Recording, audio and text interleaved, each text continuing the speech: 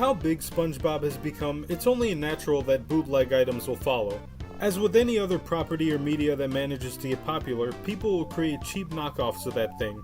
Bootlegs have been a thing for ages. I've had a run-in with some myself. The topic of bootlegs has always been one that fascinated me. The ethics of it too, but I'm not sure if I want to get into that conversation. Obviously, SpongeBob is no stranger to bootleg products, and that's what I'll be talking about today. Let's have a look at some of the wildest examples of bootleg SpongeBob products and media. Over the last 25 years, the SpongeBob SquarePants franchise has had a plethora of merchandise released. I don't really think you need me to tell you that. Action figures, plushes, clothing, games, miscellaneous, pretty much everything. We'll start with the toys since that's the easiest thing for me to talk about. It's also the collector in me.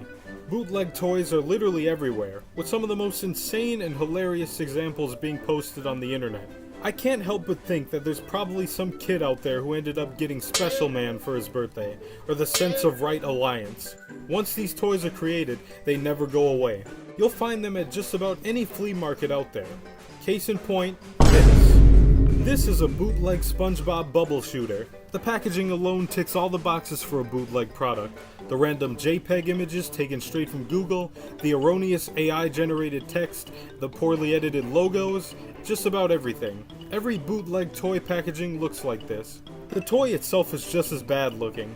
Barely painted, pants are the wrong color, lacking a ton of details, which is to be expected with something like this. Bootleg toys have the least amount of effort put into them, and that's because the people making these don't care for quality, as long as someone buys the toys.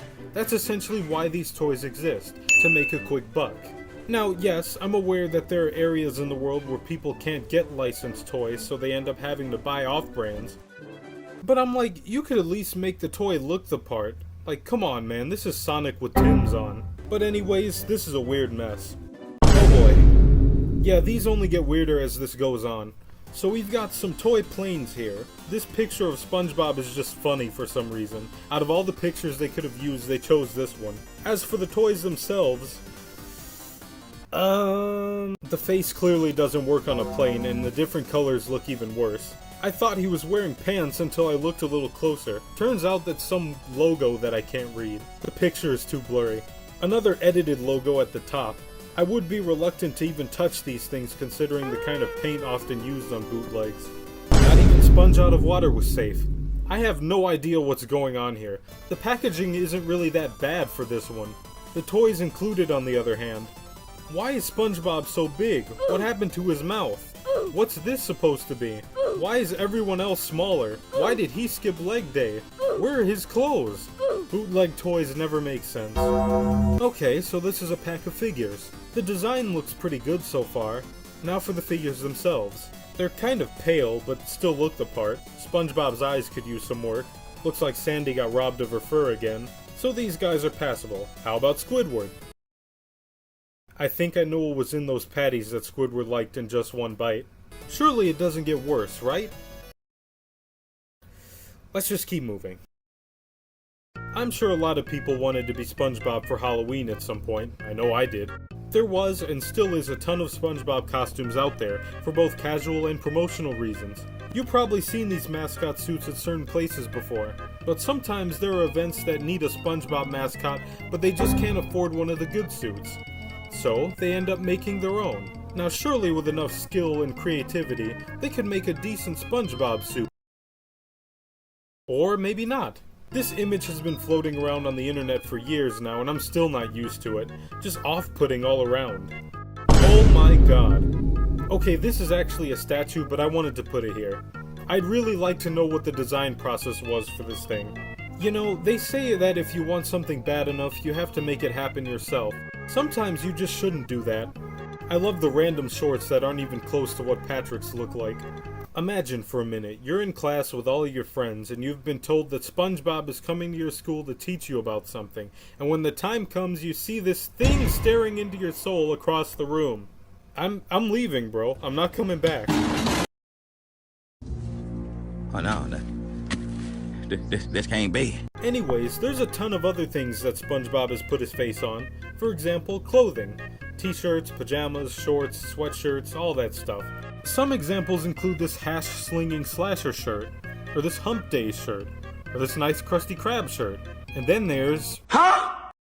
Now some of you might remember these. Cartoon characters as gangsters was a trend back in the early 2000s. Gangster SpongeBob was of course a part of this trend.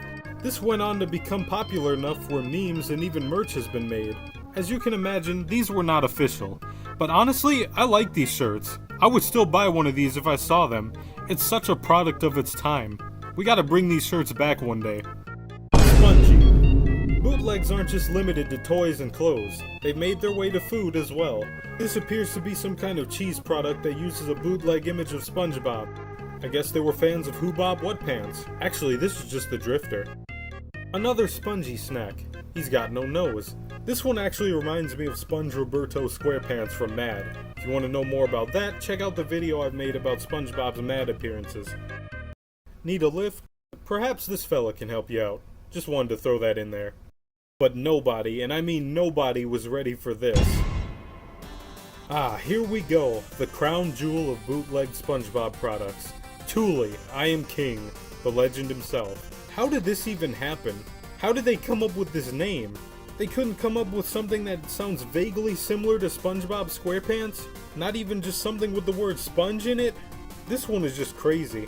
And the design of this character really brings it all together. They still kept the Nickelodeon logo for some reason. Probably made kids even more confused than before. Unfortunately, this is the only picture of this bootleg that exists. Much like a lot of bootleg products, the origin and quantity is unknown. It's very unlikely that any more of these will be found, but you never know. The internet is very mysterious sometimes.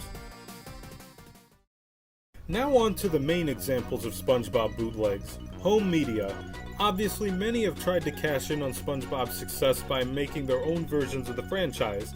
Let's look at some of the most famous examples. I never thought I'd have a reason to talk about this, but here we are. I've heard the countless stories and it's still fascinating to me. A Day with SpongeBob SquarePants was a famous hoax and possible money laundering scheme that got popular in the lost media community. What happened was a shady movie distribution company called Regal Films claimed to have been working on an unlicensed SpongeBob mockumentary. Listings eventually popped up on certain websites claiming the film would be released soon. However, after people tried ordering the DVDs, they never arrived. A few other shady companies were involved with this film, including one called MVD Entertainment. This whole thing was just weird all around, from the people listed in the credits not being real, to Regal Films headquarters apparently being located in a food court. There are other videos that explain this whole thing better than I can, so I recommend watching those instead. Needless to say, this movie never came out, and there was never a plan to release it. You know it's bad when this is more legitimate than A Day with SpongeBob. And now, on to the final example for this video. I know this is probably controversial right now given what's going on in the world, but screw it, I gotta fill the runtime. SpongeBob in Tehran was an Iranian animated film from 2017, which features SpongeBob and his friends traveling to Tehran to find Krabby Patty formulas or something. Not sure why it's there. There is no cohesive story in this film. The animation is barely good to look at. It being unofficial, I already knew the animation wasn't going to be the best anyways. There's a bunch of random characters and that's all I can really tell you. Apparently people like this because there's an entire trilogy of SpongeBob in Tehran movies. Yes, someone out there actually felt there needed to be more of this. Honestly, it's one of those so bad it's good movies, though it's also on par with those Video Brinquedo bootleg movies. You know, the ones that just leave you questioning your choices when you watch these. But one thing's for sure, SpongeBob will never escape bootlegs as long as he's still around. And that pretty much wraps up today's video. Thank you for watching this video. As always, be sure to hit that like button and subscribe to the channel. Swing by my official merch store if you'd like and check out my artwork. Both are linked in the description. Until next time, stay tuned for more content.